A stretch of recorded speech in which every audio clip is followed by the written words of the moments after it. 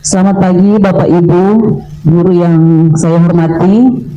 Di pagi hari yang indah ini kita bersyukur boleh ada di tempat ini. Kita hadir untuk sama-sama dalam kesempatan yang indah ini kita akan mendengarkan berbagi praktik baik yang akan disampaikan oleh rekan kita, yaitu Bapak Teddy Soputan sebagai calon guru penggerak angkatan 8 dalam tugasnya pada saat ini.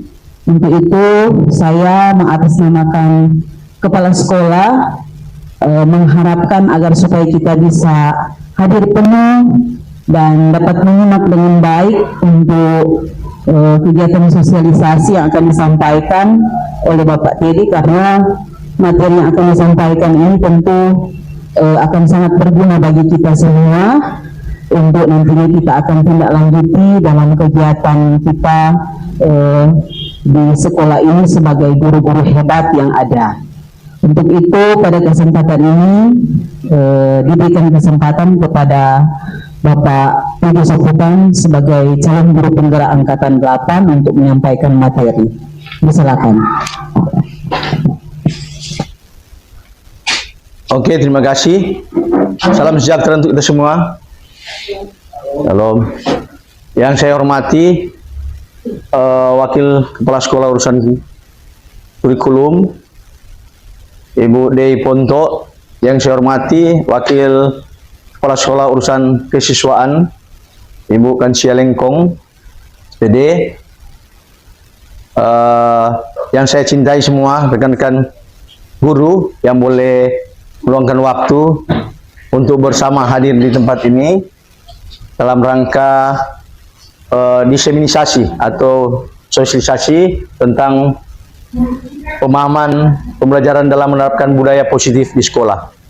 Dan saya adalah CGP Angkatan 8 dari Kabupaten Minahasa Selatan, dan hari ini saya akan memberikan materi tentang budaya positif di sekolah, karena ini merupakan bagian kami CGP, bagian untuk mensosialisasikan atau membagi apa yang ada pada kami tentang materi yang sudah kami pelajari.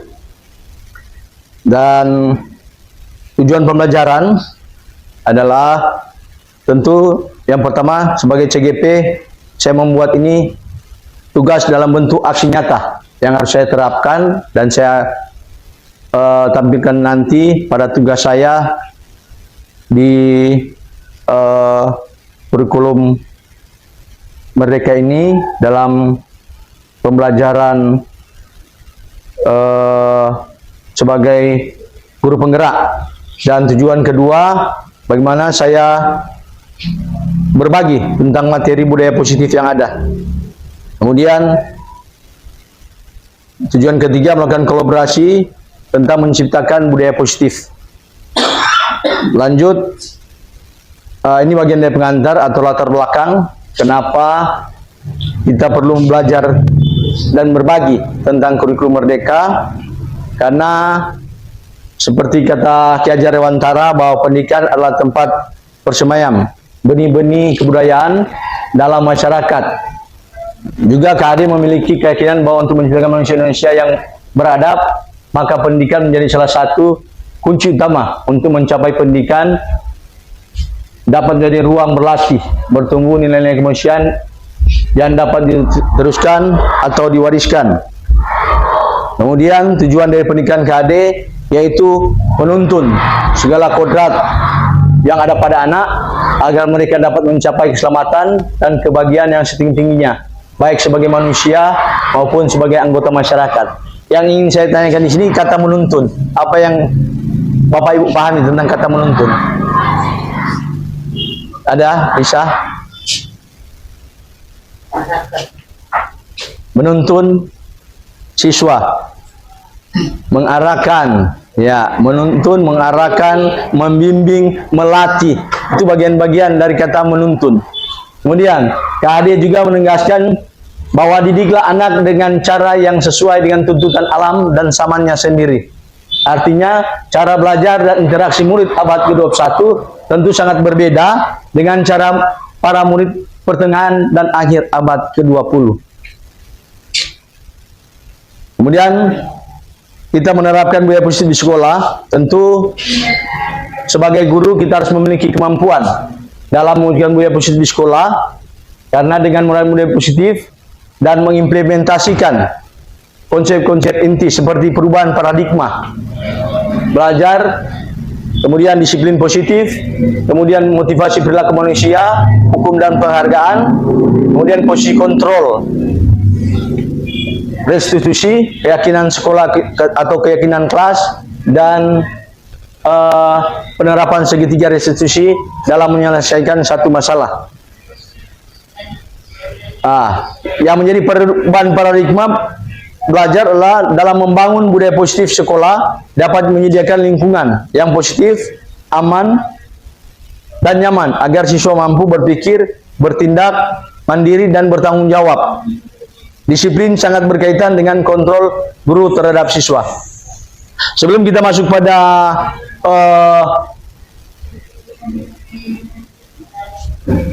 materi lanjut, saya ingin mempraktikkan dua orang. Kita minta Gina dengan siapa? Mariska. Bolehkah salah satu penghuni dua pegang salah satu benda? Siapa yang mau pegang? Siapa mau pegang? Benda kecil dalam bentuk kecil yang tidak bisa dilihat. Kemudian Mariska coba membuka. Nah, ini sebagian dari ilustrasi. Jangan saya tunjuk, sudah. Jangan saya tunjuk, jangan diperlihatkan, sudah. Sekarang, bisakah Mariska membuka tangan daripada Regina? Apa yang ada di tangan Regina? Dalam hal ini, merasa penasaran terhadap apa yang digenggam oleh Regina. Silakan. Apakah bisa membuka?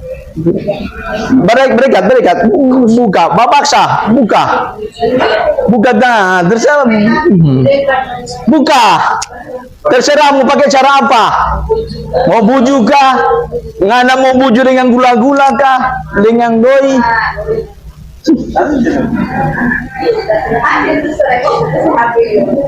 silakan. Ya, oke, waktu cuma 30 detik untuk ilustrasi. Sekarang dari posisi kontrol, ini masuk pada materi posisi kontrol. Dalam hal ini, apakah Gina bisa membuka tangan Gina sendiri, atau Mariska yang bisa dengan cara apapun bisa membuka tangan dari Regina? Menurut Bapak Ibu?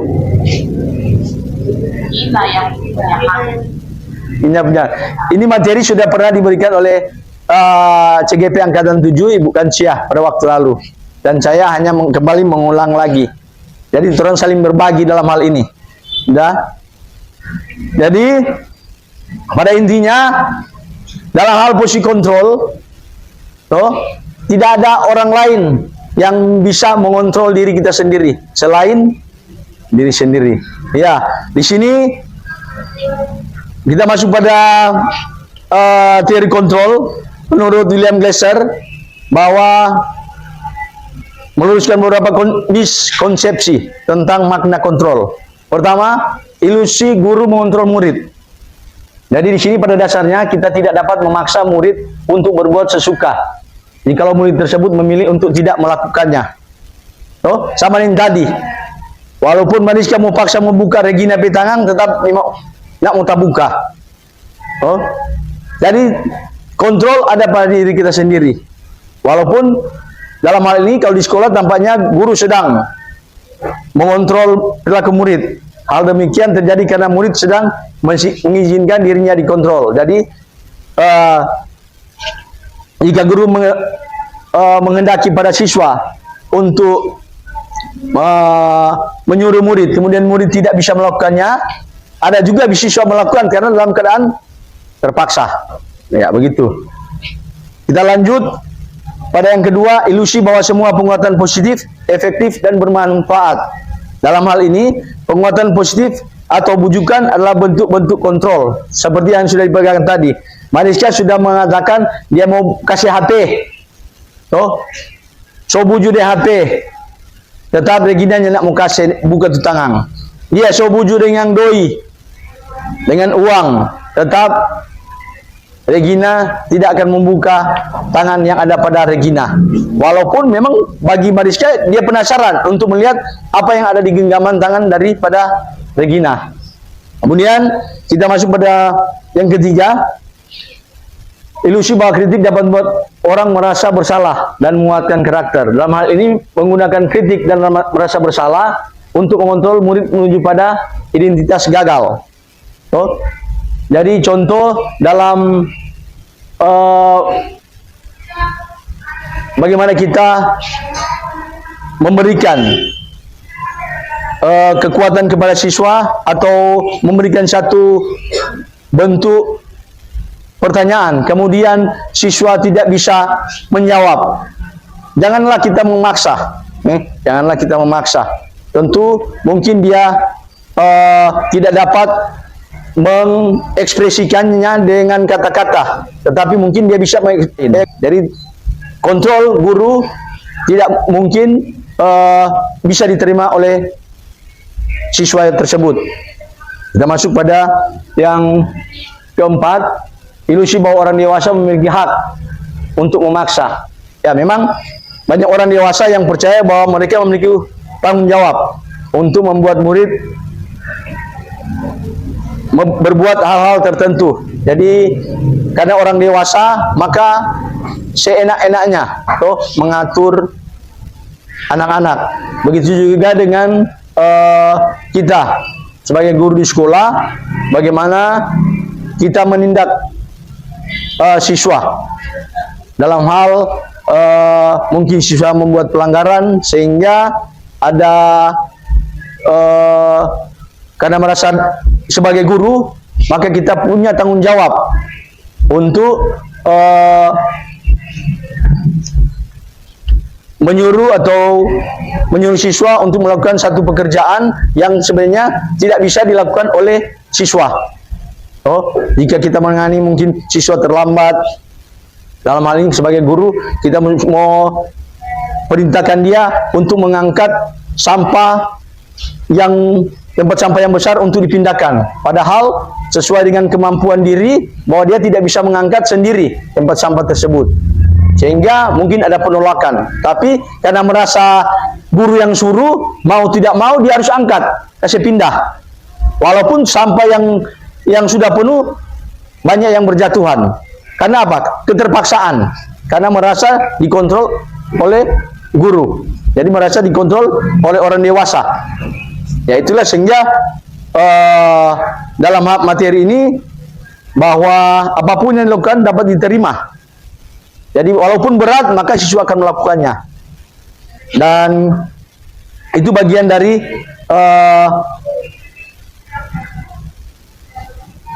teori kontrol dari William Glasser. Kemudian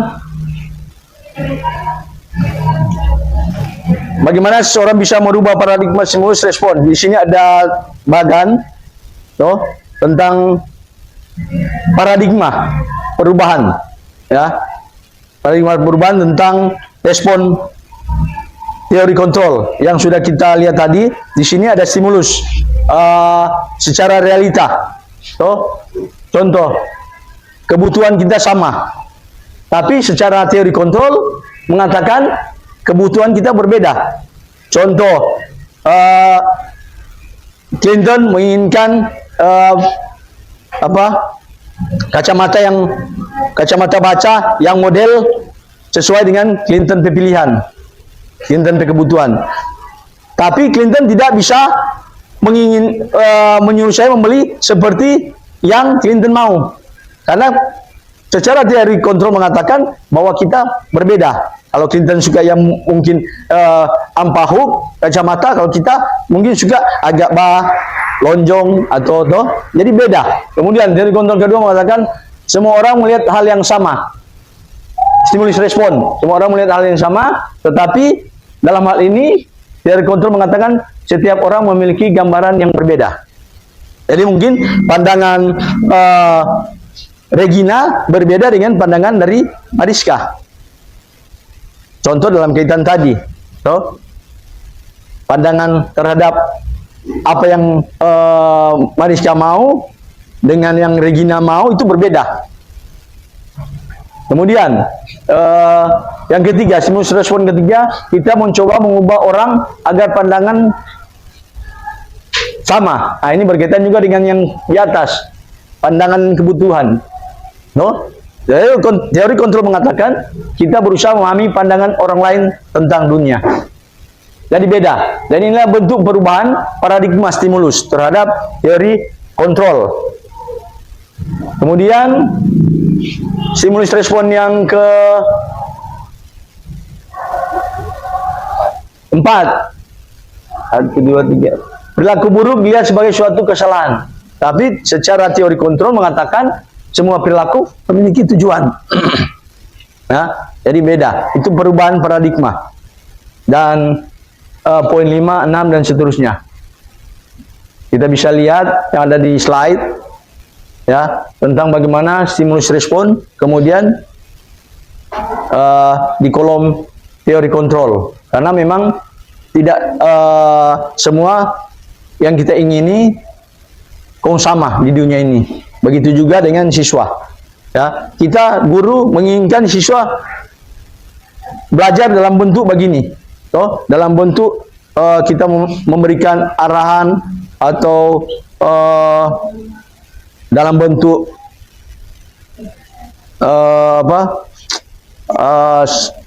penyuluhan.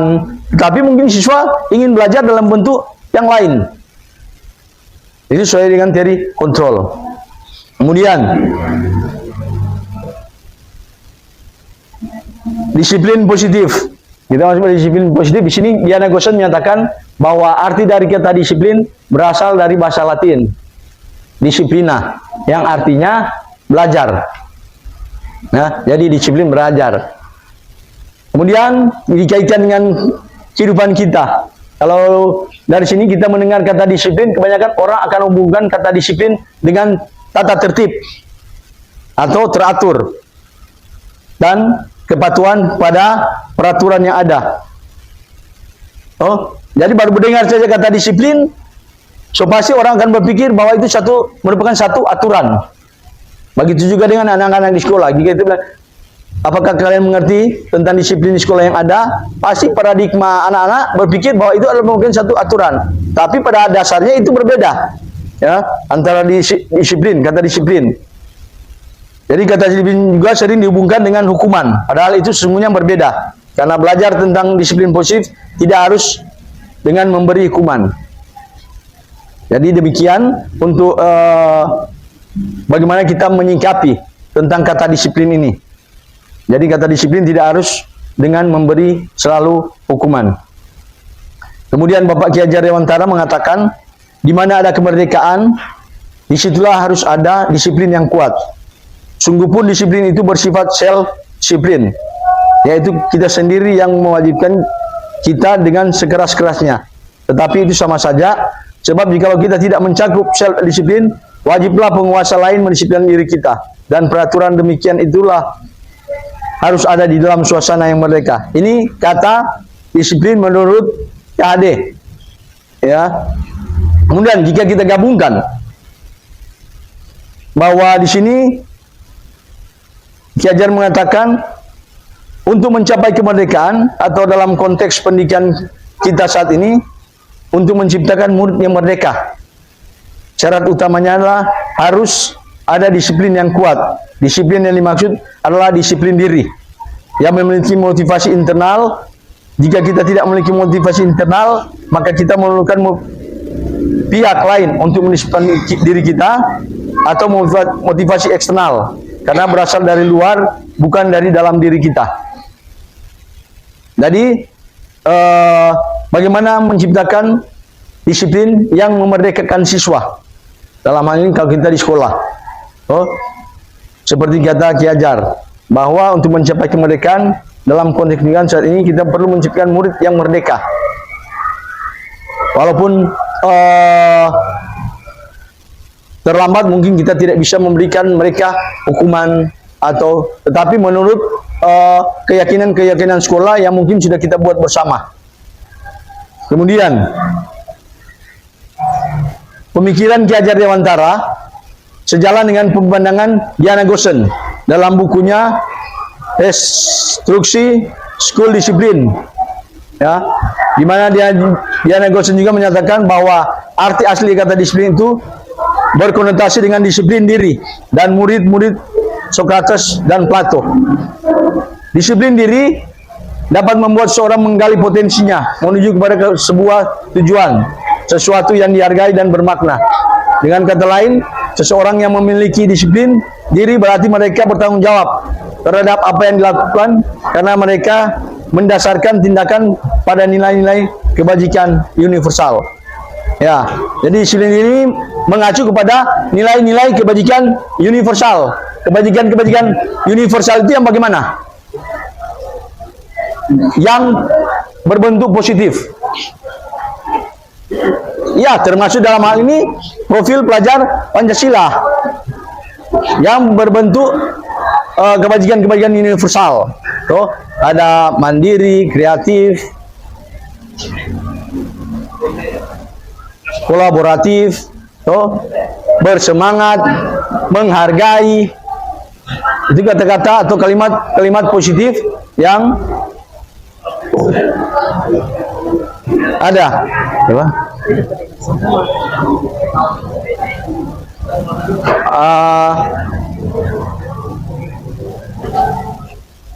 Kami sambung untuk selamat datang untuk Pak Kepala Sekolah, karena tadi kebetulan sudah dibuka oleh para wakil, tapi saat ini Bapak Kepala Sekolah sudah berada karena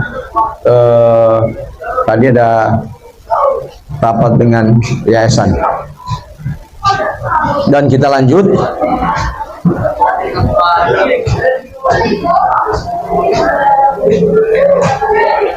Tujuan kita adalah menciptakan anak-anak yang memiliki disiplin diri sehingga mereka bisa berperilaku dan mengacu pada nilai-nilai kebajikan universal. Ya, sama yang kita bilang tadi. Dan memiliki motivasi intrinsik, bukan ekstrinsik. Jadi, seperti yang saya katakan tadi, nilai-nilai kebajikan universal. Karena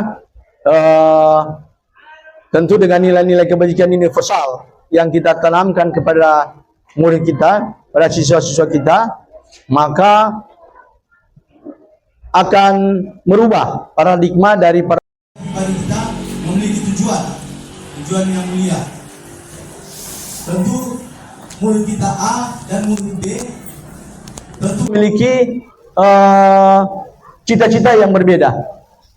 Tetapi bagaimana kita sebagai guru, seperti kata tadi, menuntun. Bagaimana kita menuntun siswa kita untuk menyelaraskan tentang apa yang mereka cita-citakan. Karena setiap siswa berbeda cita-cita yang disesuaikan dengan tujuan mereka sendiri.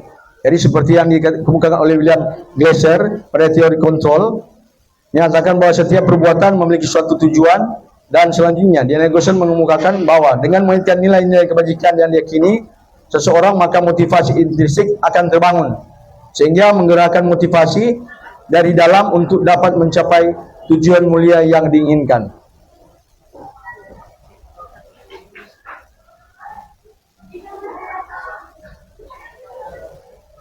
Kemudian salah satunya adalah nilai-nilai kebajikan yang ingin dicapai oleh setiap anak Indonesia yang kita kenal dengan profil pelajar Pancasila, ya, itu yang saya katakan tadi. Nilai-nilai kebajikan universal, termasuk di dalamnya profil pelajar Pancasila. Dan di sini ada nilai-nilai kebajikan dari 6 institusi, karena setiap nilai kebajikan di sini bisa kita lihat bersifat universal dan lintas bahasa, suku, agama maupun latar belakang. Jadi di sini ada 6 nilai kebajikan sesuai dengan institusi atau organisasi, termasuk profil pelajar Pancasila yang kita katakan tadi. Kemudian ada rasa hormat, integritas, menghargai, itu bagian-bagian nilai-nilai kebajikan universal.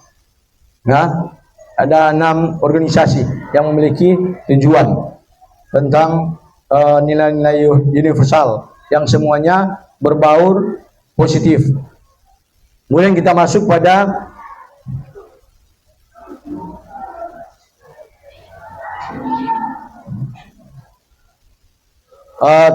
teori motivasi, hukuman dan penghargaan, restitusi.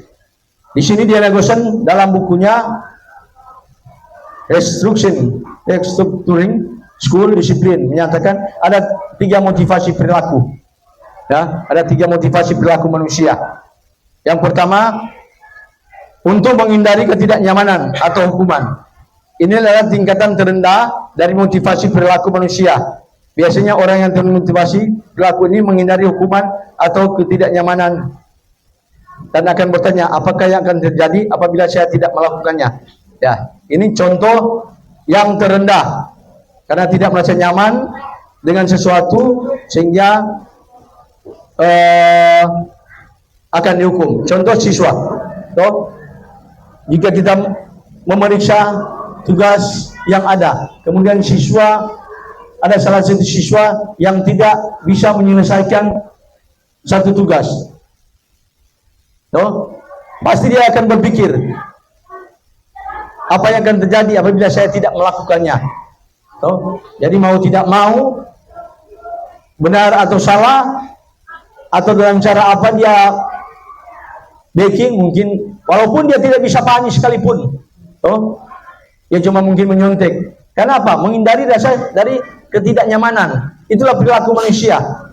Tidak ingin dihukum. Itu motivasi yang pertama, ketidaknyamanan atau hukuman. Karena tidak mau dihukum oleh guru, maka menyontek dia pertama, walaupun dia tidak memahami sendiri tugas yang diberikan oleh guru. Itu contoh yang pertama. Kemudian motivasi yang kedua, untuk mendapatkan imbalan atau penghargaan dari orang lain. Jadi ini adalah satu tingkat di atas motivasi. Yang pertama, di sini orang akan berperilaku untuk mendapatkan imbalan atau penghargaan dari orang lain. Dengan motivasi ini akan bertanya, apakah akan saya dapatkan apabila saya melakukannya? Contoh, siswa. Jika saya juara di kelas, apakah yang mama papa akan berikan untuk saya? Jadi perilaku ini menggambarkan tentang suatu penghargaan, harus mempunyai imbalan atas apa yang kita raih, prestasi yang kita dapat. Begitu juga dengan kita sebaliknya guru. Kita membuat perangkat pembelajaran untuk menyelesaikan tepat waktu. Karena mungkin ada pemeriksaan dari ibu pengawas, kita termotivasi dengan mungkin kita akan mendapat pujian dari ibu pengawas bahwa kita lebih-lebih dulu selesai membuat perangkat pembelajaran. Jadi itu bagian dari motivasi eksternal, ya. Jadi menyelesaikan sesuatu karena ada imbalan, karena ada penghargaan. Itu motivasi kita yang kedua. Dan motivasi ketiga adalah untuk menjadi orang yang mereka inginkan dan menghargai diri sendiri dengan nilai-nilai yang mereka percaya. Orang yang dengan motivasi ini akan bertanya, akan menjadi orang seperti apa bila saya melakukannya.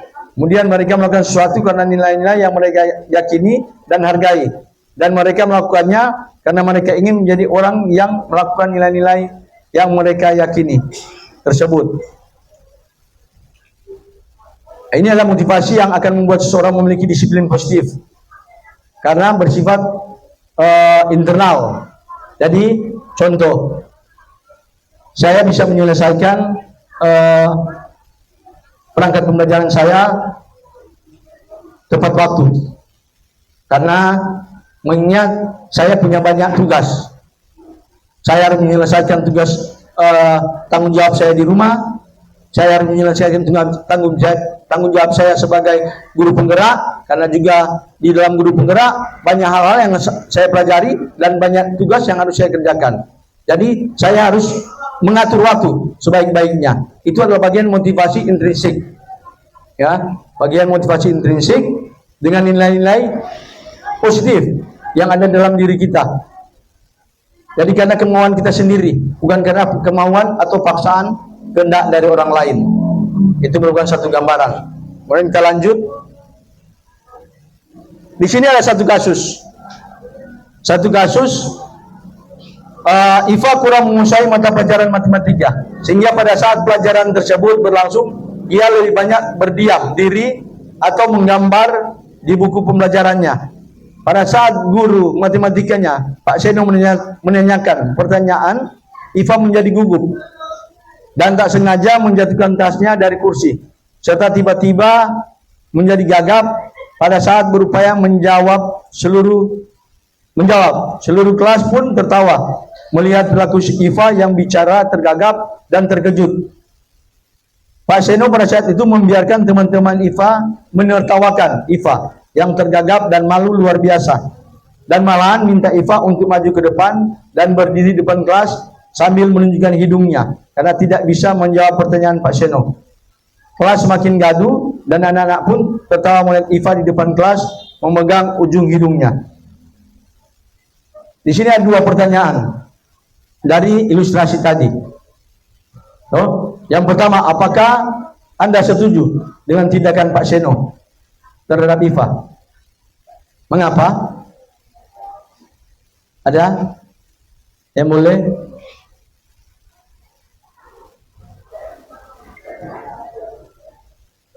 Ada tanggapan terhadap pertanyaan ini, terhadap perilaku tadi, satu gambaran tadi? Dan Pak Seno terhadap Iva adalah sebuah hukuman atau konsekuensi? Mengapa?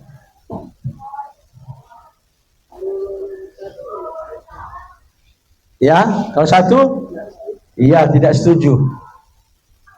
Alasan? Bagus sekali Ibu Yasinta. Iya, memalukan diri siswa. Ya, jawaban dari Ibu Yasinta. Ya, setuju karena memalukan diri siswa.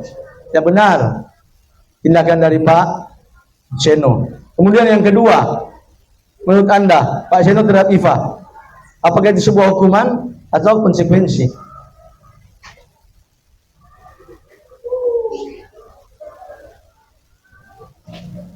Waktu, ya, sama Ibu Yasin tadi tidak setuju.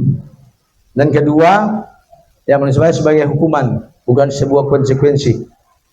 Ya, karena pada saat itu Iva disuruh untuk maju depan. Oke, kita lanjut karena mengingat waktu. Dalam menjalankan peraturan ataupun kegiatan sekolah, bila mana sesuatu pelanggaran, tentu sesuatu harus terjadi. Untuk itu kita perlu meninjau ulang tindakan penegakan peraturan kegiatan sekolah atau kelas selama ini. Tindakan terhadap suatu pelanggaran pada umumnya berbentuk hukuman dan konsekuensi. Jadi di sini mungkin setelah kita belajar saling sharing di chat ini, saling saya membagi, mungkin kita bisa merubah paradigma dan juga meninjau kembali keyakinan kelas di kelas kita masing-masing ataupun keyakinan kelas kita sebagai guru mata pelajaran. Ya, setelah belajar ini, karena ada perbedaan antara hukuman dan konsekuensi dalam pembelajaran.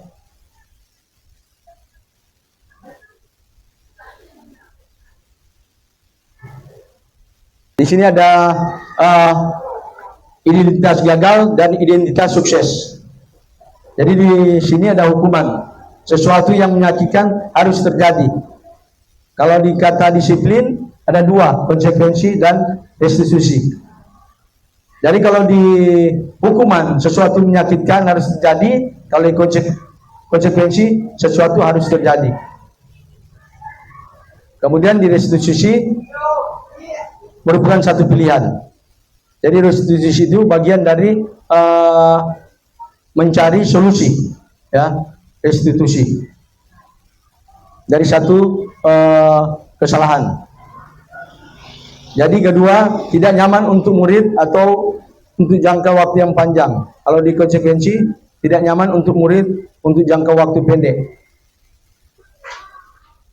Konsekuensi. Sedangkan restitusi menguatkan murid dalam jangka waktu panjang. Contoh yang saya katakan tadi di posisi kontrol, bagaimana kita memberikan hukuman kepada siswa dalam mengangkat sampah tadi. Kalau siswa merasa tidak bisa dikontrol sebenarnya oleh guru, tapi karena keadaan terpaksa. Jadi sebenarnya bagaimana kita sebagai guru menyikapi untuk melakukan hal-hal baik yang tidak tertuju selalu pada hukuman. Ya. Jadi disiplin yang baik di sini yaitu ada pada konsekuensi dan restitusi. Ini bagian-bagian dari hukuman, konstitusi dan restitusi. Kemudian kita lanjut tadi. Dari sini kita bisa menyimpulkan bahwa hukuman bersifat tidak terencana atau tiba-tiba, sehingga anak-anak murid tidak tahu apa yang akan terjadi dan tidak dilibatkan. Karena di sini hukuman bersifat satu arah, karena hanya berpihak pada guru. Ya, guru memberikan dan murid hanya menerima satu hukuman. Jadi hanya satu arah. Sedangkan dalam konsekuensi ini konsekuensi sudah terencana atau sudah disepakati bersama atau sudah dibahas di kelas yang sudah mungkin kita seperti yang saya katakan tadi sudah kita nyatakan di dalam keyakinan kelas. Itu konsekuensi. Jadi mungkin di kelas kita sudah membuat satu keyakinan kelas. Jadi keyakinan itu merupakan bagian kesepakatan dari siswa dan murid. Kemudian untuk restitusi adalah proses menciptakan kondisi bagi murid untuk memperbaiki kesalahan mereka sehingga mereka bisa kembali pada kelompok mereka dengan karakter yang lebih kuat. Di sini restitusi juga merupakan suatu proses kolaborasi yang mengajarkan murid untuk mencari solusi untuk masalah mereka dan membantu murid berpikir tentang orang seperti apa yang mereka inginkan dan bagaimana mereka harus memperlakukan orang lain. Itulah restitusi. Jadi sesuai dengan satu pilihan yang harus guru berikan kepada murid. Ya, contoh, saya contoh. Si A melakukan kesalahan di dalam kelas pada waktu pembelajaran.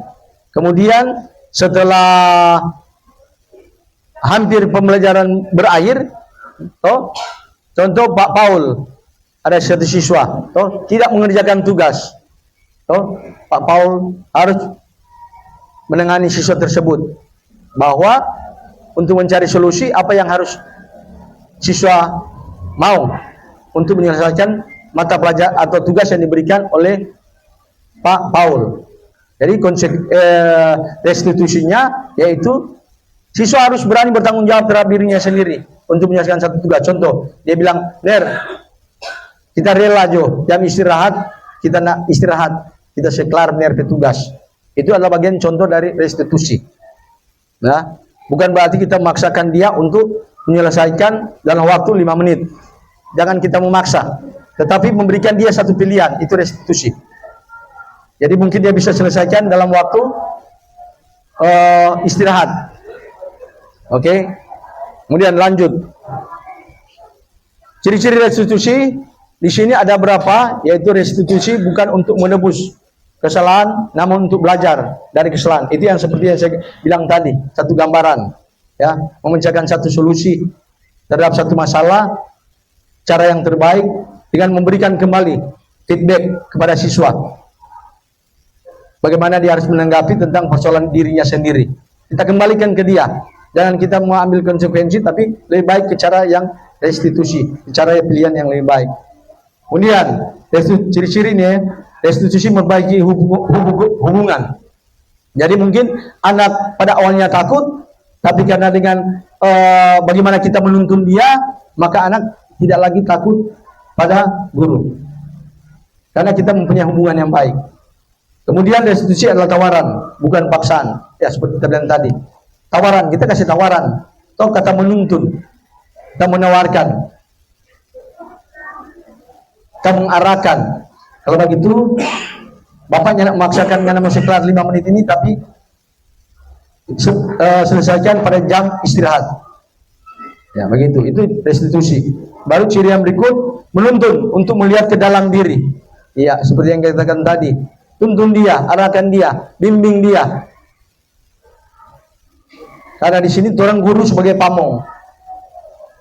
Seperti awal kita bilang tadi. Menurut Ade, guru itu pamong, guru itu panutan. Guru itu hanya menuntun.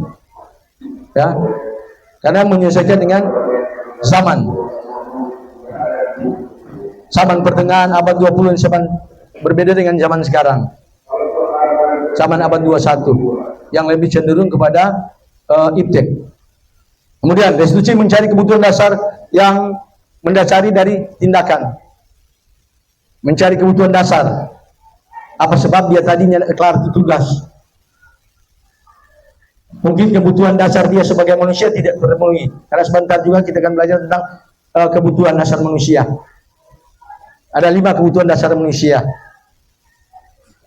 Sebentar akan Tuhan pelajari. Kemudian restitusi adalah cara yang paling baik.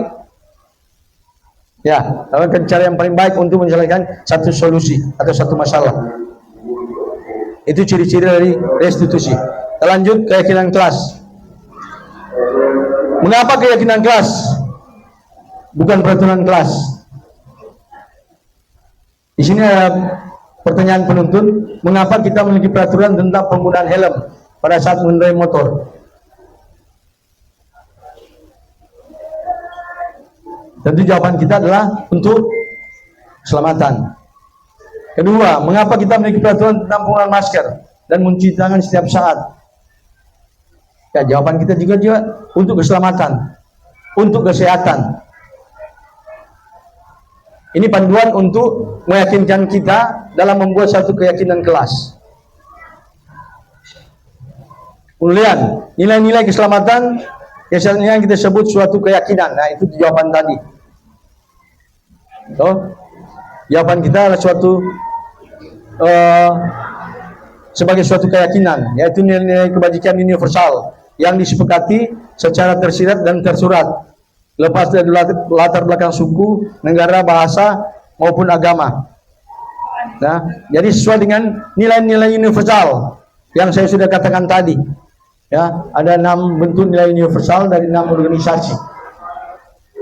Kemudian dengan keyakinan kelas, seseorang akan tergerak dan bersemangat untuk menjalankan keyakinannya daripada hanya sekedar mengikuti serangkaian peraturan tertulis tanpa makna. Jadi kalau tidak ada kesepakatan kelas, keyakinan kelas di kelas, maka itu merupakan satu paksaan jika kita melakukan satu kegiatan kalau tidak ada kesepakatan kebersamaan dari para murid. Jadi bukan hanya kesepakatan kelas, bukan hanya kepada wali-wali kelas, tetapi kita juga sebagai guru harus punya ada kesepakatan kelas. Contoh saya dalam mata pembelajaran olahraga, ya PJOK. Saya buat kesepakatan kelas dengan siswa. Setiap jam belajar olahraga harus membawa apa? Baju olahraga. Karena kita mapel PJOK. Jadi setiap jam mapel PJOK harus membawa baju olahraga. Itu kesepakatan kelas. Kemudian kalau tidak bawa, buatlah satu konsekuensi. Karena ini konsekuensi merupakan satu disiplin diri juga. Nah, minta daripada orang apa yang sampai mau. Kalau orang bilang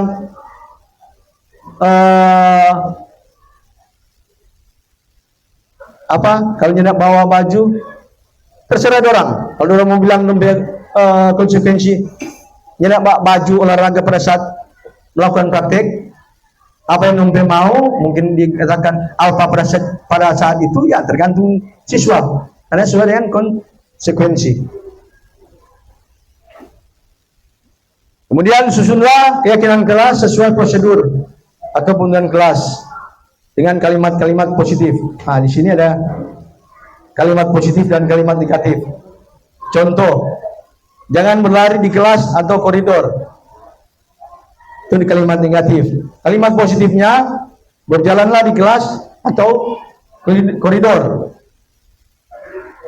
Nah, jadi buat kalimat positif dalam satu keyakinan kelas atau keyakinan sekolah. Jadi keyakinan sekolah bisa juga ada, keyakinan kelas juga bisa juga kita buat. Kemudian kalimat positif, kalimat negatif kedua, jangan terlambat. Kalimat positifnya, datanglah tepat waktu. Jadi kalimat negatif itu ada kata jangan, kata tidak. Ya, jadi kalimat positif itu lawan dari kata negatif. Jangan terlambat, maka positifnya datanglah tepat waktu. Jangan berlari di kelas, maka jangan berlari berarti positifnya berjalanlah. Nah, itu bentuk-bentuk kalimat negatif dan positif dalam kita menyusun keyakinan kelas. Nah, di sini ada gambaran. Yang mana yang merupakan keyakinan kelas? Dua. Dapat lihat, Cik? Ya, mungkin nak baca. Dua-dua kesepakatan kelas. Mana kesepakatan kelas, mana keyakinan kelas. Kesepakatan kelas di sebelah jalur kolom kiri, datang tepat waktu, mengucapkan salam, menjaga kebersihan sekolah, berdoa sebelum dan sesudah kegiatan, aktif dalam pembelajaran, dan tertib. Itu di kolom sebelah kesepakatan kelas. Di kolom kedua, kami guru dan murid yang saling menyayangi. Kami guru dan murid saling menyayangi. Kedua, kami murid yang bersemangat belajar. Kami murid yang semangat belajar. Kami guru dan murid semangat belajar. Ketiga, kami murid yang peduli dengan teman-teman. Dari kedua ini, mana yang menjadi kesepakatan kelas, mana yang keyakinan kelas. Sama-sama harus memiliki kalimat positif, tetapi yang berbaur kalimat universal, positif yang universal. Mana? Dari kedua. Boleh membaca? Tadi kita baca, ya. Yang kanan keyakinan menurut Ibu Angel. Alasan? Alasan? Tadi saya bilang, no? Ada kalimat negatif, ada kalimat positif. Kemudian yang berbaur kalimat positif, kalimat universal dari profil Pelajar Pancasila itu 6 elemen, bukan 6 elemen, 6 organisasi. Kalimat positif. Ya, yang menjadi keyakinan kelas yang ada di sebelah kanan. Karena itu ada surat kasih tanda. Itu ada tanda-tanda itu dia. Ada kata positif universal, saling menyayangi, ada kata semangat. So, itu yang keyakinan kelas. Jadi keyakinan dan kesepakatan kelas beda. Oke, kita lanjut. Peraturan dan keyakinan kelas. Di sini ada peraturan dan keyakinan kelas. Peraturan, kembalikan barang ke tempatnya. Kembalikan barang ke tempatnya. Itu peraturan. Tapi keyakinan kelas, selalu kembalikan buku ke tempatnya. Nah, kalimat positif. Ya. Kemudian, dilarang mengganggu orang lain. Sesuai dengan kalimat universal yang kita dapatkan tadi. Dilarang mengganggu orang lain. Berarti di dalam keyakinan kelas, hargailah orang lain. Kemudian hadir di sekolah 15 menit sebelum pembelajaran dimulai. Maka keyakinan kelasnya komitmen terhadap waktu. Karena sudah menjadi kesepakatan, keyakinan kelas. Orang kan jam 15, semua siswa bahkan guru sudah tahu 7.15 sudah KBM mulai. Jam 7 sudah hadir di sekolah. Jadi komitmen terhadap waktu. Kemudian dilarang melakukan kekerasan. Maka keyakinan kelas ya demi keselamatan orang lain. Kemudian peraturan berikut, dilarang menggunakan narkoba. Peraturan. Maka keyakinan itu untuk demi keselamatan dan kesehatan. Gunakan masker, ya. Keyakinan kelas secara kalimat positifnya demi kesehatan dan keselamatan. Itu contoh antara peraturan dan keyakinan kelas. Lanjut, karena mengingat waktu. Ini kita bilang tadi, singgung tentang 5 kebutuhan dasar manusia. Ya, 5 kebutuhan dasar manusia. Kebutuhan yang pertama adalah kebutuhan untuk bertahan hidup. Kedua, kasih sayang dan rasa diterima. Ketiga, kebebasan. Keempat, kesenangan. Dan kelima, penguasaan, power. Ya, ini kebutuhan dasar manusia dalam kehidupan kita sehari-hari. Dan kita bahas secara satu persatu. Pada kebutuhan bertahan hidup, ya, atau survival, adalah kebutuhan yang bersifat fisiologi untuk bertahan hidup, misalnya kesehatan, rumah, makanan, bahkan biologis kita.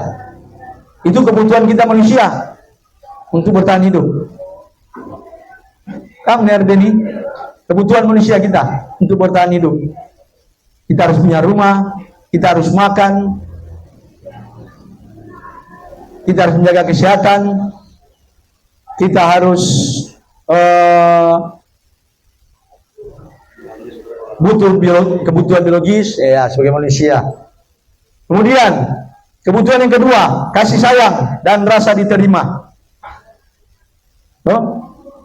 Jadi anak-anak yang memiliki kebutuhan dasar kasih sayang dan rasa diterima yang tinggi biasanya ingin disukai dan diterima oleh lingkungannya.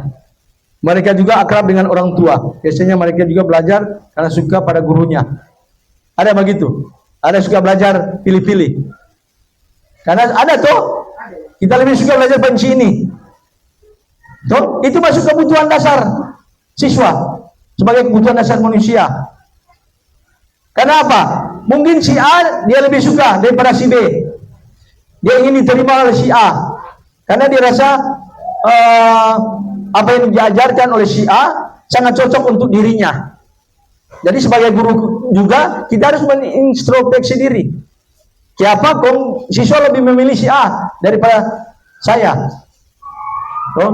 Karena itu sesuai dengan kebutuhan anak. Dia diterima atau tidak? Jadi anak juga, ya, kalau saya ini bisa rasakan di sekolah. Bagaimana kedekatan anak terhadap diri kita. Ada yang suka, ada yang tidak. Karena perilaku guru. Sekarang lewat pembelajaran ini, saya mengajak untuk teman-teman guru untuk bisa menerima sesuai materi yang saya berikan ini untuk kita saling berbagi. Jadi di sini perlu ada kolaborasi antara sesama teman guru. Dalam hal ini juga saya berbagi. Lanjut, kebutuhan yang ketiga tentang penguasaan. Kebutuhan ini berhubungan dengan kekuatan untuk mencapai sesuatu, menjadi kompeten, menjadi terampil, dan diakui prestasi keterampilan. Nah, ini penguasaan. Siswa, contoh, ala kita jago di basket.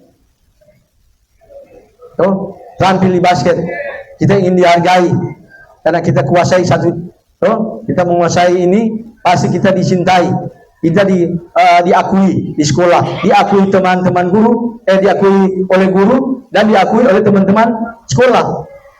Itu penguasaan, kebutuhan. kebutuhan akan pengakuan dirinya bahwa dia bisa secara pribadi. Mungkin dia punya hobi karate, juara-juara, dia termotivasi supaya kita punya pengakuan oleh Bapak Kepala Sekolah, kita bawa medali selalu di sekolah untuk mengikuti O2SN. No? Itu bagian dari kebutuhan dasar manusia. Kebutuhan keempat, kebebasan. Ya, kebutuhan akan pilihan ini. Jadi kebutuhan untuk bebas adalah kebutuhan akan kemandirian, otonomi, memiliki pilihan dan mampu mengendalikan arah hidup seseorang. Jadi memiliki pilihan. Di sini anak-anak akan dengan kebutuhan kebebasan yang tinggi menginginkan pilihan. Mereka perlu banyak bergerak, suka mencoba-coba, tidak terpengaruh orang lain, dan sedang mencoba hal yang baru dan menarik. Sama kita bilang tadi, dia tidak suka Paul mengajar dengan hanya menerangkan atau hanya menulis catat buku sampai habis. No? Dia perlu punya kebutuhan dasar yang dia inginkan, yang lebih menarik terhadap dia, untuk dia bisa pahami materi yang diberikan oleh Paul. Itu kebutuhan dasar. Dia ingin yang lebih menarik, mungkin lebih tertantang. Memang tidak semua siswa suka dengar bicara. Itu contoh, bukan untuk dengar cara mencatat buku sampai habis. Ya, contoh. Mungkin ada siswa yang lebih tertarik dengan cara menerangkan, menjelaskan. Karena setiap siswa itu berbeda, beda kodrat, beda yang bisa dia pahami. Ada yang cepat, ada yang lambat. Lanjut, kebutuhan yang kelima, kebutuhan akan kesenangan.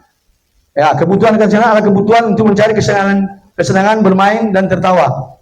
Bayangkan hidup tanpa kenikmatan apapun, betapa menyedihkan. Di sini anak-anak dengan kebutuhan dasar kesenangan yang tinggi biasanya ingin menikmati apa yang dilakukan. Mereka juga berkonsentrasi tinggi saat mengerjakan hal-hal yang disenangi. Contoh, ada siswa di kelas sementara kita mengajar, ada siswa yang usil. Biasanya ada siswa yang usil, suka bakore, mengganggu konsentrasi teman, atau dia suka selalu, ya keinginan dia, kebutuhan dia. Selalu dia korek-korek atau pegang-pegang dia pitamang perambu atau dia pitamang hidung sampai dia pitamang merasa pastiu, jenuh dengan kelakuan dari temannya. Kenapa? Dia punya satu sikap kesenangan untuk melihat temannya tidak merasa bahagia karena dia butuh kesenangan. Tapi bagaimana kita sebagai guru untuk menyingkapinya apabila terjadi dalam kelas pembelajaran kita? Sudah? Oke, lanjut. Ini 5 posisi kontrol yang saya katakan tadi. Ya. Ada 5 posisi kontrol. Pertama, sebagai penghukum. Seseorang penghukum bisa menggunakan hukuman fisik maupun verbal. Orang-orang yang menjalankan posisi kontrol, penghukum senantiasa mengatakan bahwa sekolah menggunakan sistem atau alat yang dapat lebih menegakkan murid-murid lebih dalam lagi. Guru-guru yang menjalankan posisi kontrol, posisi penghukum akan berkata, patuhi aturan saya, awas kalau tidak. Itu penghukum, dan itu terjadi pada diri saya. Karena kebetulan saya di kesuat, kebanyakan saya kalau siswa terlambat atau melakukan satu kesalahan, saya melakukan posisi kontrol diri saya sebagai penghukum. Tapi setelah saya belajar di CGP, maka semua akan terbalik. Ya, karena saya feedback dengan apa yang saya lakukan dulu. Dan posisi sebagai penghukum nadanya selalu tinggi. Ya, bahasa tubuh, mata melotot, jari-jari menunjukkan, seperti tadi. Awas kalau nak backing. Jalan kita sendiri sebagai seorang penghukum. Tapi setelah saya belajar tentang posisi kontrol, maka saya akan tertarik pada posisi kontrol yang terakhir. Ini posisi kontrol yang pertama. Posisi kontrol yang kedua, membuat merasa bersalah. Pada posisi ini biasanya guru akan bersuara lebih lembut. Lebih lembut membuat merasa bersalah, akan menggunakan keningan yang membuat orang lain merasa tidak nyaman. bersalah atau rendah diri. Kata-kata yang keluar dengan lembut seperti ibu sangat kecewa sekali dengan yang kamu lakukan. Membuat merasa bersalah. Gimana kalau orang tua kamu tahu apa yang kamu lakukan? Sehingga murid di sini merasa dia disalahkan, terhadap apa yang dia lakukan. Sehingga pada posisi ini murid akan memiliki penilaian diri yang buruk tentang diri mereka. Murid tidak berharga, merasa tidak berharga dan telah menjadikan orang-orang yang disayanginya. Seperti kata tadi, bagaimana jika orang tua kamu tahu tentang apa yang kamu lakukan?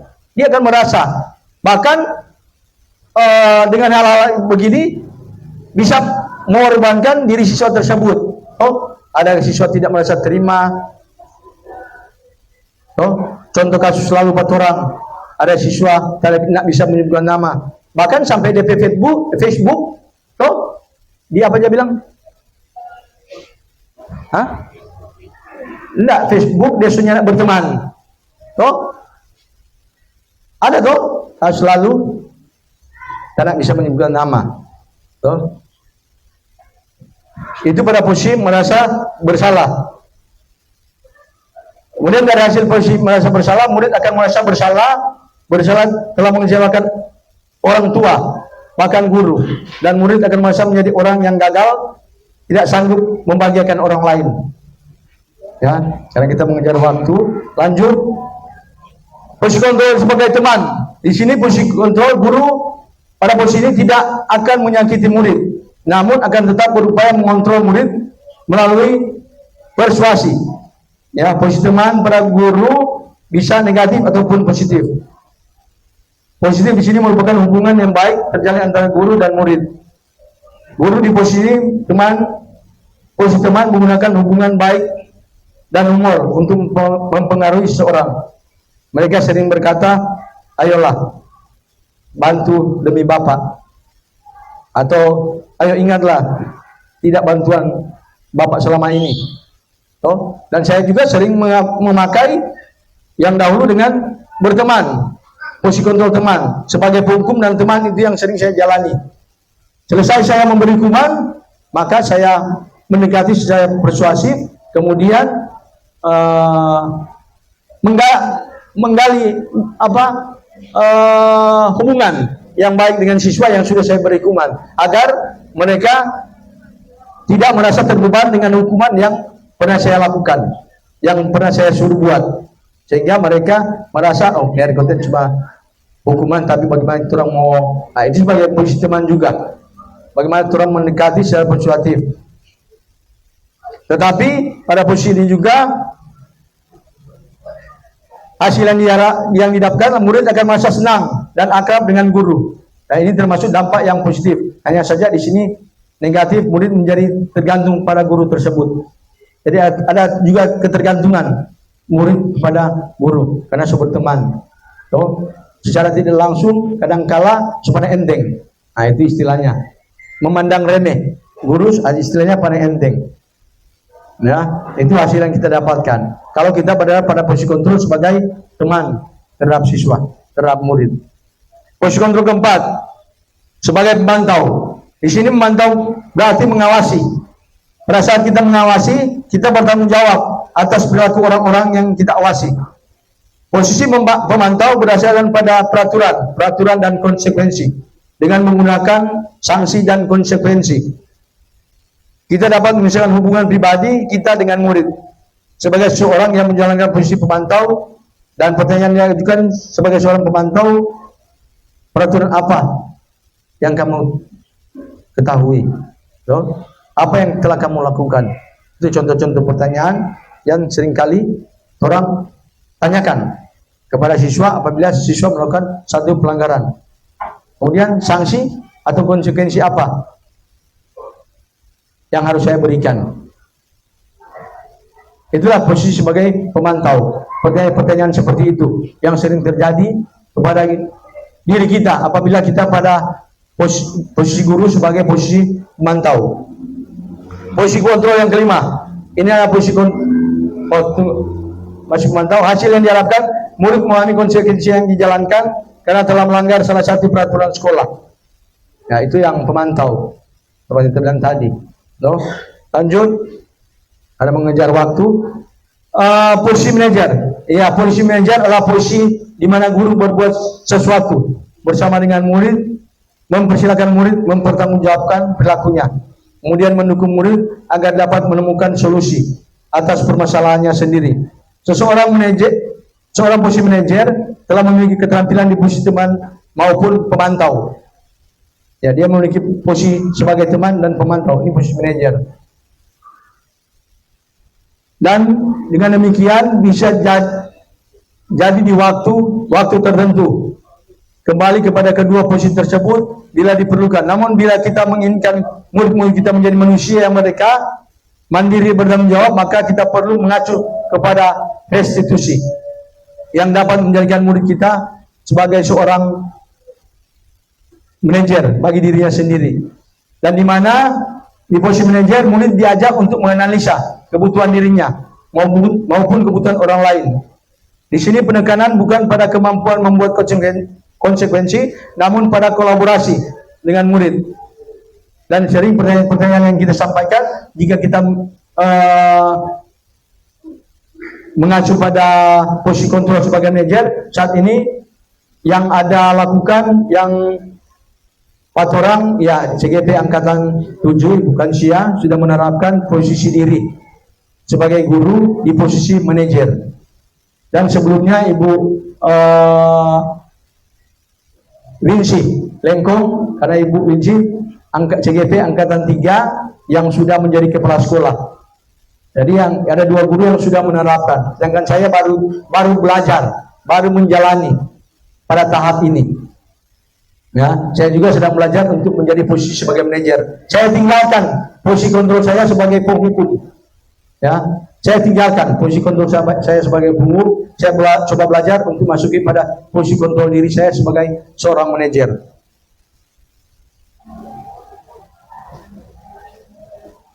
Ya, di sini posisi kontrol manajer, ya, suara guru halus, bahasa tubuh tidak terlalu kaku, kemudian mendekat ke murid. Kita masuk pada materi terakhir. Ini materi sangat penting, ya, materi sangat penting yang bisa dikaitkan dengan posisi sebentar orang sebagai posisi 5 posisi kontrol, ya, termasuk pada posisi manajer. Di sini ada segitiga restitusi. Bagaimana kita memecahkan satu masalah pada posisi kontrol manajer, ya. Ini segitiga restitusi. Yang pertama, menstabilkan identitas. Ini menstabilkan identitas.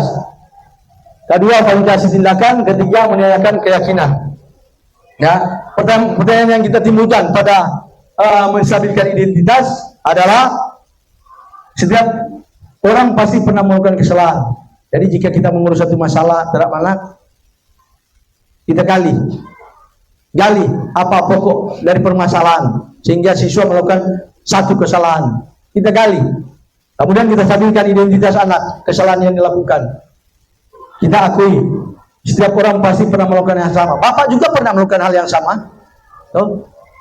Kita gali. Kemudian kita kembali ke diri kita. Tuh. Ini menstabilkan identitas, pokok dari permasalahan. Tuh. Kata-kata yang sering harus kita katakan, setiap orang pasti pernah melakukannya. Bapak pun juga pernah melakukannya. Itu distabilkan. Kamu bukan satunya orang yang pernah melakukan kasus ini. So, sudah sebelumnya juga sudah pernah. Tapi bagaimana kamu harus mendisiplinkan diri dan membawa diri, karena kamu ada di posisi mana sekarang? Ada di, ya pasti ada, ya kata-kata seperti itu. Kemudian pada kedua, validasi tindakan yang salah. Ya, di sini guru membuat pertanyaan, kamu tentu punya alasan mengapa kamu melakukan itu. Tanya kepada siswa. Ya, tentu setiap kejadian punya tujuan.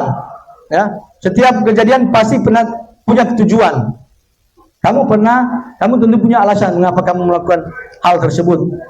Oh, itu pertanyaan yang perlu kita tanyakan kepada siswa apabila kita melakukan mengurus siswa. Apakah dia terlambat, Kamu bangun jam berapa? Dari menstabilkan itu. Kemudian masuk pada validasi tindakan. Kemudian adakah cara yang lebih efektif untuk mendapatkan apa yang kamu butuhkan? Cara efektif. Contoh yang tadi terlambat. Tolong gali, tolong tuntun dia. Apakah boleh mau bangun jam 6? Untuk bangun jam 6 solusinya apa? Pakai alarm. Dengan alarm jam 6 maka kamu bisa datang ke sekolah tidak terlambat. Ya, kata-kata seperti itulah. Kemudian validasi ketiga menanyakan keyakinan. Ya. Menanyakan keyakinan. Keyakinan kelas apa yang telah kita sepakati. Contoh tadi yang sudah dikatakan, datang di waktu 15 menit sebelum jam pelajaran dimulai. Ya, seperti itulah. Kita gali keyakinan kelas apa yang dia ingat. Apa yang Anda ingat, keyakinan kelas yang sudah kita buat bersama. Itu adalah satu tindakan yang baik yang harus dijalankan oleh guru. Kamu ingin menjadi orang seperti apa? Kamu ingin menjadi seorang apa kalau kamu terlambat terus? Apakah ini akan terbawa sampai pada masa yang akan datang apabila kamu sudah masuk pada taraf pekerjaan atau pada level-level selanjutnya? Ya, contoh-contoh seperti itu. Banten ada banyak contoh pertanyaan dari 5 posisi kontrol. Lanjut. Ya, ini yang saya katakan tadi. Sebenarnya sudah, Kang. Iya, berbuat salah tidak apa-apa. Bagaimana kita menstabilkan identitas? Yang pertama, yang tadi. Kedua, validasi tindakan. Ya, setiap tindakan yang dengan suatu tujuan yaitu memenuhi kebutuhan dasar. Tentu punya tujuan. Dalam hal seseorang melakukan satu tindakan kesalahan atau tentu dia punya satu tujuan karena kebutuhan dasarnya tidak terpenuhi jika dikaitkan dengan 5 kebutuhan dasar. Ini yang sudah dikatakan tadi, 3 validasi tindakan dari segi 3 restitusi. Nah, di sini ada satu contoh. Yol, boleh saya connect? Enggak apa? Bagaimana kelima posisi kontrol dalam menghadapi masalah tersebut?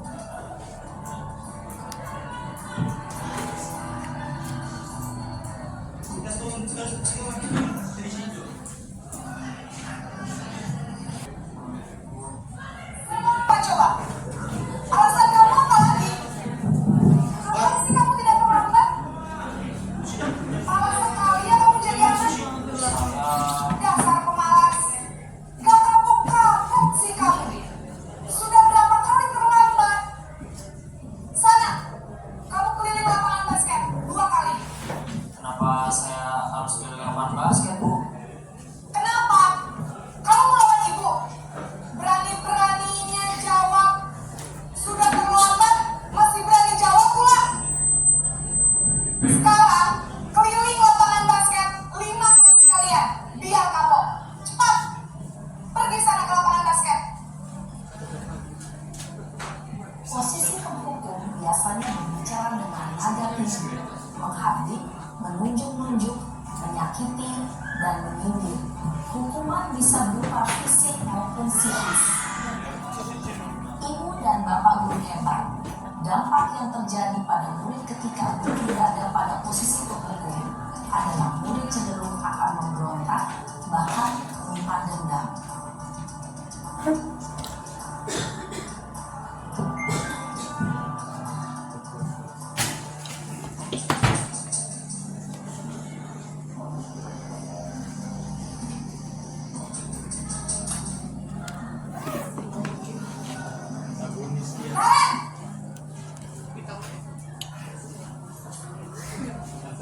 Selamat pagi, Bu. Naren, kamu kenapa terlambat lagi, Kak?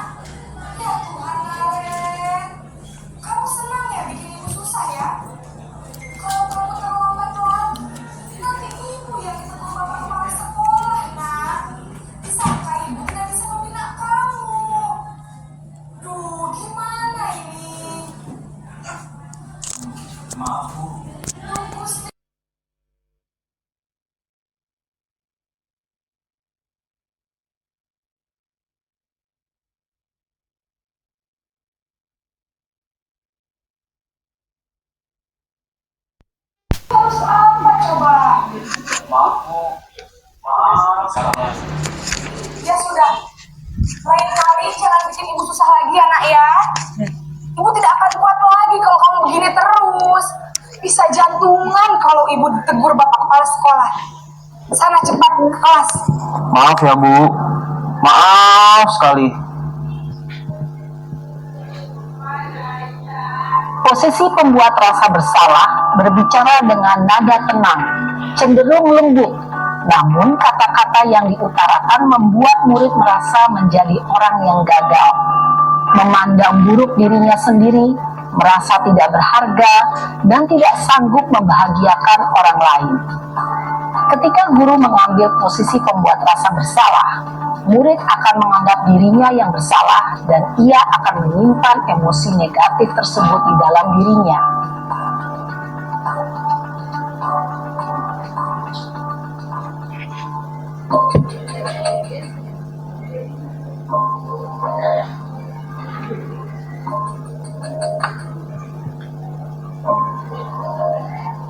Naren!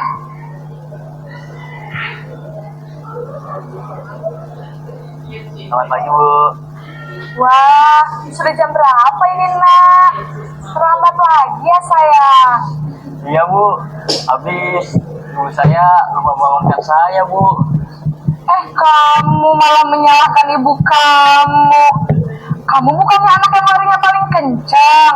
Kok terlambat sih? Iya Bu. Saya memang terlambat bangun tadi. Jadi biarpun saya lari kencang, tetap gak kekejar Bu. Ya sudah sana. Nanti lain kali larinya lebih kencang lagi ya. Biar gak terlambat lagi. Bikin seneng ibu. Demi ibu. Bisa kan? Bisa lah Bu. Ya sudah sana masuk kelas. Ibu beresin urusan absen kamu. Kamu ini ada-ada saja. Dalam posisi teman, guru berbicara dengan nada suara ramah, akrab, cenderung bersenda gurau untuk menjaga suasana tetap santai. Murid akan merasa senang, aman, dan akrab dengan guru.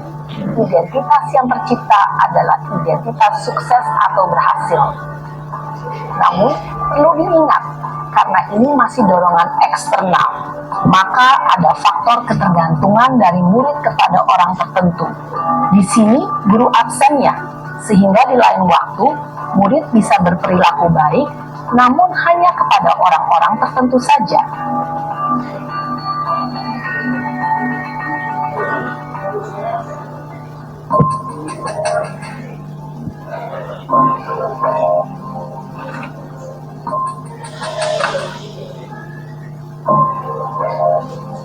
Naren!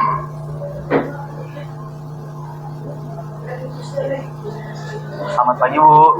Naren, apa peraturan sekolah kita tentang jam berapa kita harus masuk sekolah, nak? Kita harus di sekolah jam 7 Bu. Iya, betul. Sekarang sudah jam 7.20. Naren sudah tahu konsekuensinya jika terlambat hadir. Paham Bu. Saya harus tinggal kelas pas jam istirahat selama 20 menit. Iya, benar. Konsekuensinya demikian. Jadi nanti jam 9.30 pas istirahat, kamu harus tinggal di kelas, kerjakan tugas tambahan untuk ketertinggalan kamu, ya? Baik Bu. Posisi pemantau mengandalkan penghitungan atau data untuk mengontrol murid. Guru mengarahkan murid berdasarkan peraturan dan konsekuensi.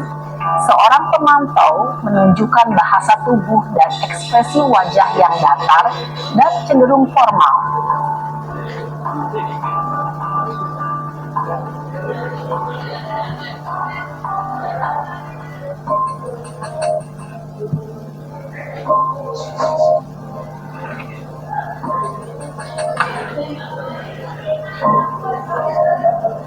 Naren!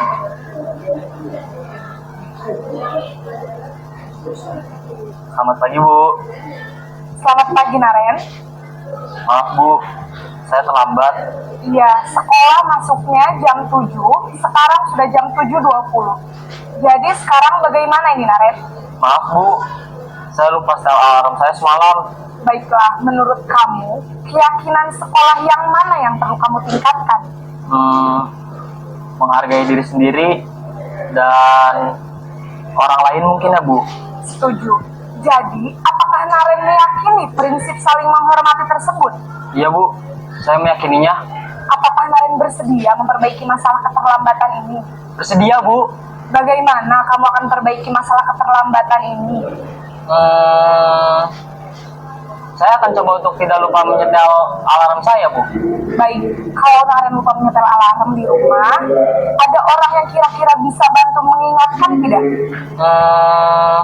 Ada Bu, kakak saya, Kak Ema. Ada lagi selain Kak Emma? Selain Kak Ema, ada ibu saya. Baik, jadi yang mengingatkan Naren adalah Kak Emma dan ibu kamu ya? Kira-kira akan mulai setel alarm kapan nih Naren? Setelah pulang sekolah, akan segera saya lakukan. Baik, jadi Naren akan setel alarm untuk bangun besok pagi dan akan diingatkan oleh kakak dan ibunda Naren ya. Ada lagi yang mungkin perlu dilakukan Naren agar tidak terlambat bangun lagi? Tidak ada Bu. Baik Naren, terima kasih untuk kerjasama kamu. Sekarang kamu perlu kembali ke kelas untuk belajar. Baik Bu, terima kasih. Adalah posisi kontrol yang disarankan untuk membimbing murid memiliki sikap disiplin yang positif. Cek. Ya, dengan waktu. Ya, itulah contoh 15 contoh yang sudah diberikan tadi, yang dari dengkul sampai manajer. Dan posisi yang terbaik adalah pada posisi manajer. Dan dari pembelajaran kita di bahas ini, mudah-mudahan kita sudah ada motivasi sebagai guru untuk menjalankan budaya positif di sekolah. Di sekolah kita yang kita cintai, bersama kita akan berjalan. Untuk itu, saya pribadi, saya terima kasih banyak kepada para sekolah yang berada dan seluruh teman-teman guru yang menambahkan waktu untuk saya dengan mengikuti akan sosialisasi tentang budaya positif di sekolah yang sudah saya lakukan tadi dan klarifikasinya saya.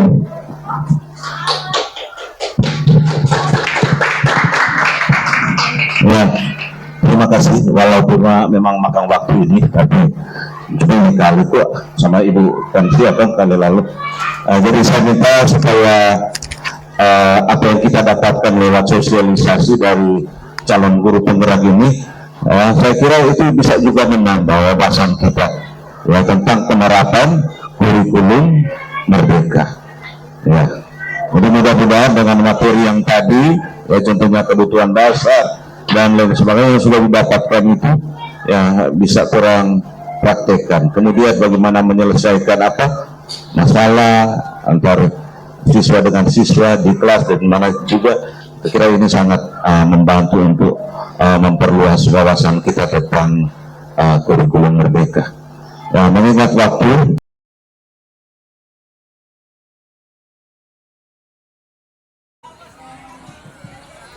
Seluruh aktivitas akademika SMA Katolik Agrina Tangerang, Allah Bapa di surga. Seluruh aktivitas akademika SMA Katolik Agrina Tangerang, Allah Bapa di surga.